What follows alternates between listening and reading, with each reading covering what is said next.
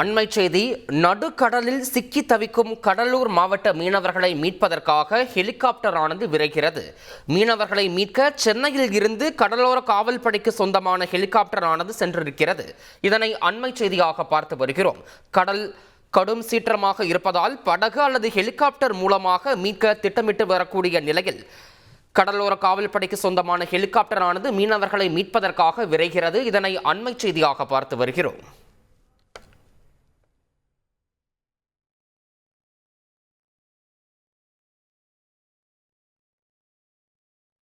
மேலும் இது குறித்த கூடுதல் விவரங்களை எமது செய்தியாளர் சதீஷ்மணி வழங்கிட கேட்கலாம்.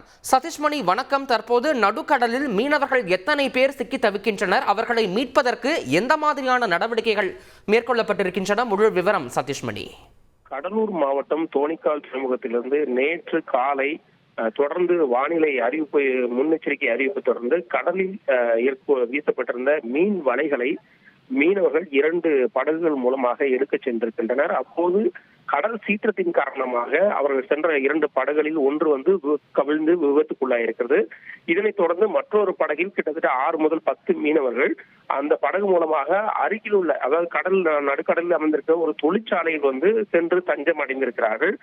கிட்டத்தட்ட 2வது நாளாக இன்று அவர்களை மீட்பதற்கு பல்வேறு முயற்சிகள் எடுக்கப்பட்டு வந்த நிலையில அவர்களை மீட்பதற்காக சென்னையிலிருந்து கடலோர காவல்படைக்கு சொந்தமான ஹெலிகாப்டர் தற்போது அந்த மீனவர்கள் தங்கியிருக்கக்கூடிய அந்த நடுக்கடலில் அமைந்துள்ள தொழிற்சாலை பகுதிக்கு சென்றிருக்கிறது. அவர்களை மீட்பது குறித்து அங்கு திட்டமிடப்பட்டிருக்கிறது. ஏனென்றால் கடலில் சீற்றம் அதிகமாக காணப்படுவதால் ஹெலிகாப்டர் மூலம் மீட்கப்படுவலாமா அல்லது படகுகள் மூலம் மீனவர்களை மீட்கலாமா என்ற ஒரு அந்த திட்டமும் கடலோர காவல்படையினர் மேற்கொண்டு வருகின்றனர். கடல் சீற்றத்தின் தன்மையை பொறுத்துதான் இவர்களை ஹெலிகாப்டர் மூலம் மீட்கலாமா அல்லது படகுகள் மூலம் மீட்கலாமா என்பதை முடிவு செய்யப்படும் என கடலோர காவல்படை அந்த அதிகாரிகள் தெரிவித்திருக்கிறார்கள். என்றாலும் விரைந்து மீனவர்களை மீட்கிறதுக்கான தீவிர நடவடிக்கைகள் எடுக்கப்பட்டு வருவதாக கடலோர காவல்படை தரப்புல தெரிவிக்கப்பட்டிருக்கிறது. தகவல்களுக்கு நன்றி சதீஷ்மணி.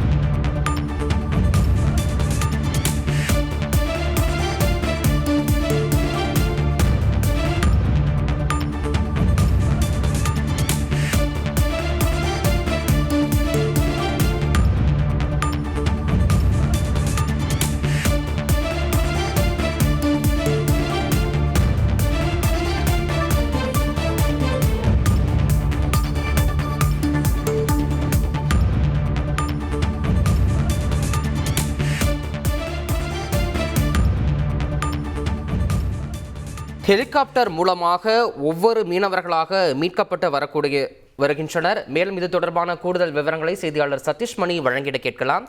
சதீஷ்மணி வணக்கம். தற்போது எத்தனை மீனவர்கள் இதுவரை மீட்கப்பட்டிருக்கின்றனர்? மேலும் எவ்வளவு பேர் இருக்கிறார்கள்? முழு விவரம். அதாவது இரண்டாவது நாளாக கடலூர் பகுதியில நடுக்கடல் பகுதியில சிக்கியிருந்த மீனவர்களை சென்னையிலிருந்து புறப்பட்ட கடலோர காவல் படைக்கு சொந்தமான டார்னியர் அந்த ஹெலிகாப்டர் மூலம் தற்போது அந்த சம்பவ இடத்தை சென்றடைந்து அங்குள்ள மீனவர்களை ஹெலிகாப்டர் மூலமாக அந்த மீட்கக்கூடிய காட்சிகளை தான் தற்போது நீங்கள் பார்த்து கொண்டிருக்கிறீர்கள். 6 முதல் 10 மீனவர்கள் வரை இருக்கலாம் என முதல் தகவல் கூறப்பட்டிருக்கிறது. எனவே ஒவ்வொரு மீனவர்களாக அந்த ஹெலிகாப்டர் மூலமாக அந்த மீட்கப்படும் காட்சிகளை தான் தற்போது பார்த்து கொண்டிருக்கிறீர்கள். இந்த காலை முதலே மீனவர்கள் உடனடியாக அந்த நடுக்கடலில் சிக்கியுள்ள மீனவர்களை மீட்பதற்கான நடவடிக்கைகளை மேற்கொள்ள வேண்டும் என கூறுகின்றனர். இதனைத் தொடர்ந்து தற்போது கடலோர காவல் படைக்கு தகவல் அளிக்கப்பட்டு அவர்கள் ஹெலிகாப்டர் மூலமாக சென்றடைந்து அந்த மீனவர்களை மீட்கக்கூடிய காட்சிகளை தான் பார்க்கப்பட்டிருக்கீங்க. முதற்கட்டமா 6 மீனவர்கள் அங்க சிக்கியிருப்பது அந்த தொழிற்சாலையில தஞ்சம் அடைந்திருப்பது தெரிய வந்திருக்கு. எனவே அவர்களை ஒவ்வொருத்தராக அந்த மீட்கக்கூடிய காட்சிகளை தான் நீங்க பார்த்துட்டு இருக்கீங்க. படகு மூலம் செல்ல முடியாத சூழ்நிலையில் கடல் சீற்றத்துடன் காணப்பட்டதால் தற்போது ஹெலிகாப்டர் மூலம் அவர்களை மீட்கக்கூடிய காட்சிகள் தான் தற்போது நீங்கள் பார்த்து கொண்டிருக்கிறீர்கள். தகவல்களுக்கு நன்றி சதீஷ்மணி.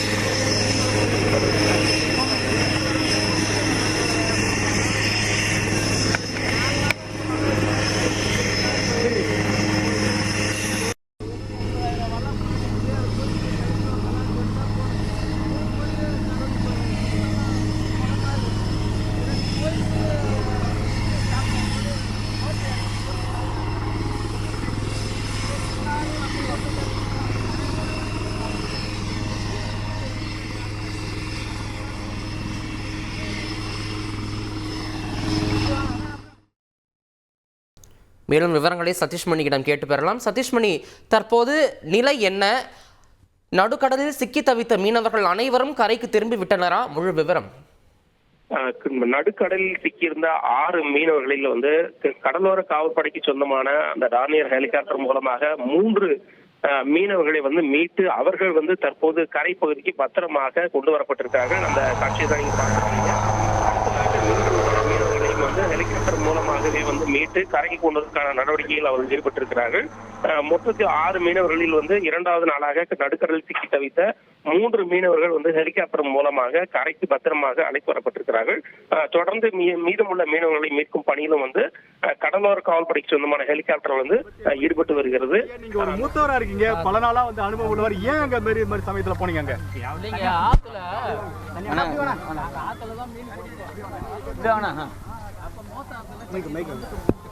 புயல் தெரிச்சாங்க 2 நாள் சேர்ந்து. சரி, 26 ஒரு 2 நாளா அங்க இருக்கோம். இப்பதான் இழுத்துட்டு போனா அந்த ஓத்துல ஒரு ஓட்டை அந்த ஓட்டை விழுந்ததால எங்களால் ஸ்டார்ட் பண்ணிட்டு வர முடியல. அதுலயே அப்படியே அடிச்சுக்கிட்டு 2 நாளா இருக்கோம்.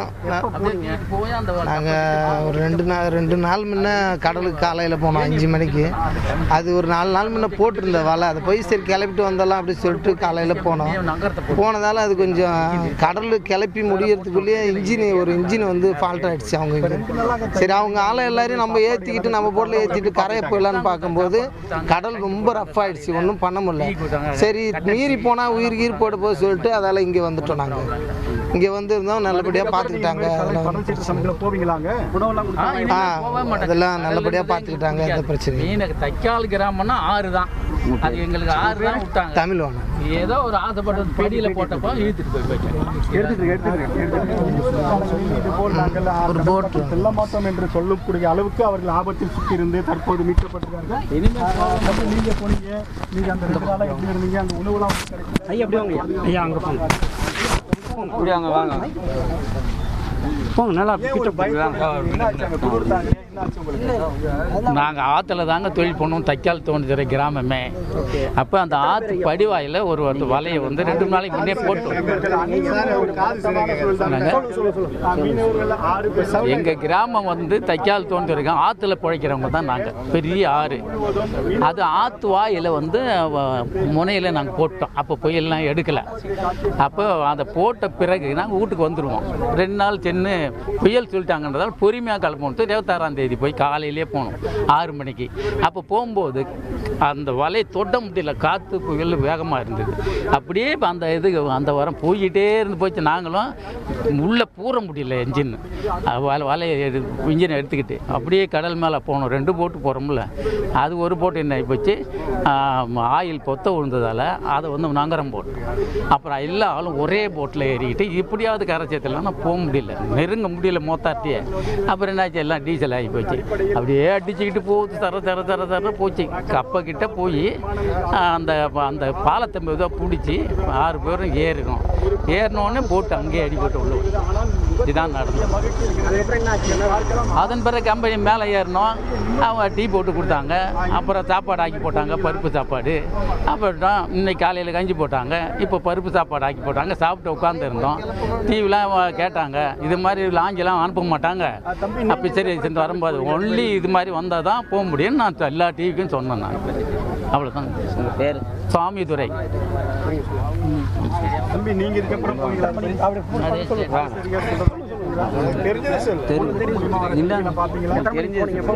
போனீங்க. நாங்கள் விடிய காலம் 5 மணிக்கு அங்கேருந்து போட் எடுத்துகிட்டு போனோம். நாங்கள் வலைக்கிழக்குள்ள அந்த கடல் சீட்டு கம்மியாக தான் இருந்துச்சு, தெரியாது. அந்த போயிட்டோம்.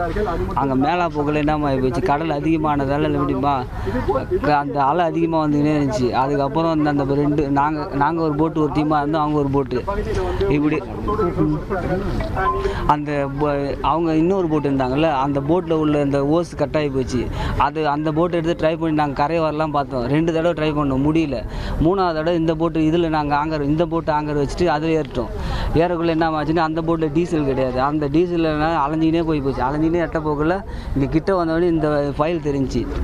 இந்த ஃபைல் கிட்ட தெரிஞ்சவொடனே இது கிட்டனாச்சு நம்ம போய் உயிரை காப்பாற்றிக்கலாம் சொல்லிட்டு இதில் வந்து நாங்கள் ஏறிட்டோம் உள்ள. அங்கே இல்லை, அவங்க வச்சு இந்த சாப்பாடு எங்களுக்கு தான் தந்தாங்களே, அவங்க நல்லா கவனிச்சாங்க. அதெல்லாம் ஒரு பிரச்சனை இல்லை. என் பேர் மணிகண்ணன்.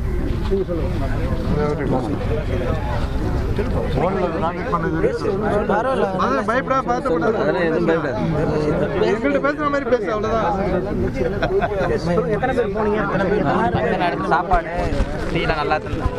சாப்பாடு டீ எல்லாம் கவனிச்சு நல்லா தந்தாங்க. ஒன்றும் பார்த்துட்டாங்க. இது பிரச்சனை இல்லை. நீங்கள் எப்போ போனீங்க? நாங்கள் நேற்று காலையில் போனோம். காலையில் போயிட்டு அங்கே போனால் தான் உயிர் தப்பிச்சோம். வேற எங்கன்னா போனால் உயிர் என்ன நடந்தது? போட்டு அங்கே போய் சைடு பிடிச்சி அனுப்பிச்சோம் கம்பியில். பாலத்துக்கிட்ட போயிட்டு போட்டு அணைச்சி நாங்கள் எல்லாம் ஏறிட்டோம். கீழே போட்டு மட்டும் இடிச்சிருச்சு. போட்டு உள்ளே போயிடுச்சு. எல்லாம் ஏறி நான் மேலே தப்பிச்சுட்டு போயிடுச்சு. மேலே ஏறி அதெல்லாம் அவங்க எல்லாம் சாப்பாடு டீ எல்லாம் தந்து பார்த்துட்டாங்க. நான் பேர் தினேஷ்.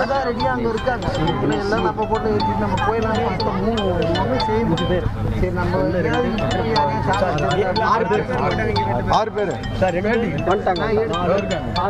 பேர் சார். எங்க 2 பேருக்கு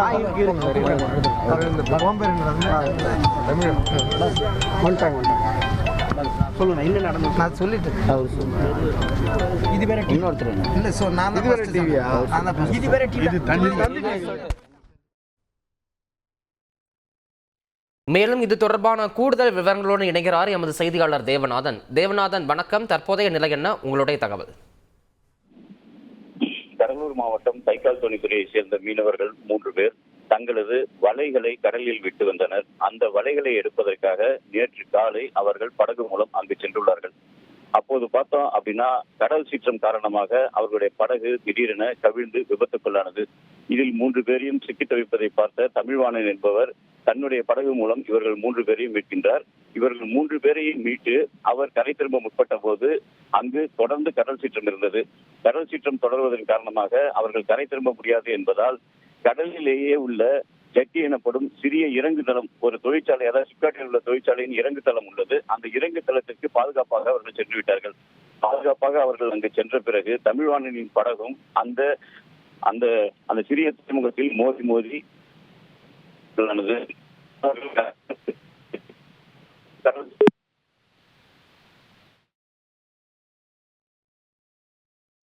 கடலூர் மாவட்ட மீனவர்கள் நடுக்கடலில் கடந்த 2 நாட்களாக 6 பேர் சிக்கி தவித்திருந்த நிலையில் அதில் 3 பேர் ஹெலிகாப்டர் மூலமாக பத்திரமாக மீட்கப்பட்டிருக்கின்றனர். எஞ்சியிருக்கக்கூடிய 3 மீனவர்களை மீட்கும் பணியானது தொடர்ந்து நடைபெற்று வருகிறது. இதனை தற்போது கிடைத்திருக்கக்கூடிய அண்மை செய்தியாக பார்த்து வருகிறோம்.